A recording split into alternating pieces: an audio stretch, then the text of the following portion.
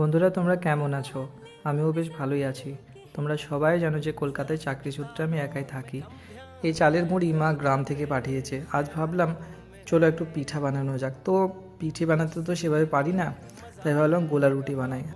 আমার বন্ধু অঙ্কুর সে বলছিল সে নাকি গোলা রুটিতে ডিম দেয়, তাই ভাবলাম আমিও ডিম দিয়ে ট্রাই করি। একদমই প্রথমবার আমি নিজে গোলা রুটি বানাচ্ছি, মানে বাড়িতে মাকে বানাতে দেখতাম। মা অবশ্য তার মধ্যে ডিম দিত না, মা খুব সুন্দর করে বানাতো। ছোটোবেলায় গোলা রুটি খেয়ে কত স্কুলে গেছি, মানে কী যে ভালো লাগে বলে বোঝাতে পারবো না। মানে ভীষণ ভীষণ পছন্দের একটা খাবার বলা চলে।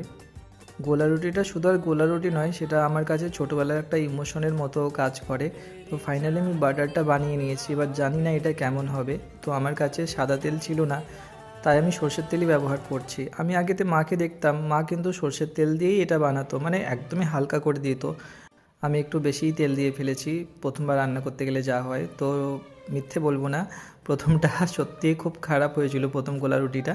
তারপরে এগুলো সত্যিই খুব ঠিকঠাক হয়েছিল এবং খেয়ে সত্যিই খুব তৃপ্তি লেগেছিল। মানে বলি না, নিজে যখন কিছু বানাই নতুন কিছু আর সেটা একদম ঠিকঠাক হয়ে ওঠে, তারপর সেটা খেয়ে সত্যিই খুব তৃপ্তি লাগে। তো বন্ধুরা, তোমরাও শীতকালে কে কী পিঠে বানিয়ে খাচ্ছ সেটা অবশ্যই আমাকে জানিও। আর আমার পিঠে বানানোর স্কিল তো ভীষণই খারাপ, এখনও অনেকটা শিখতে হবে আমাকে।